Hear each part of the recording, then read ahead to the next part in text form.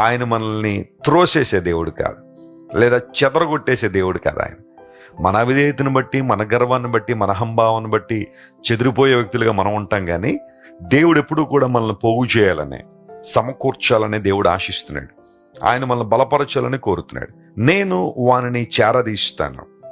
ఈ రోజుల్లో చాలామంది ప్రజల చేత ద్వేషించబడుతున్నప్పుడు, లేదా మనుషులు వారిని దూరంగా పెట్టేసినప్పుడు విలవిల్లాడిపోతుంటారు, బాధపడుతూ ఉంటారు.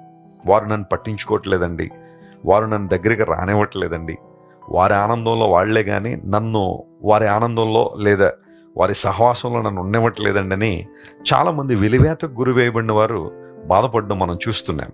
అయితే దేవుని మంచితనం బైబిల్లో ఎంత స్పష్టంగా కనబడుతుందంటే, గొప్ప దేవుడు, ఆది మధ్యాంతరహితుడైన దేవుడు, సకల ఆశీర్వాదములకు కారణభూతుడైన దేవుడు మనలను చేరదీసే దేవుడట. చెదిరిపోయిన మనందరినీ కూడా చేరదీసి మనల్ని బలపరిచి తన మహిమ కొరకు ఆయన మనల్ని నిలబెడతారు.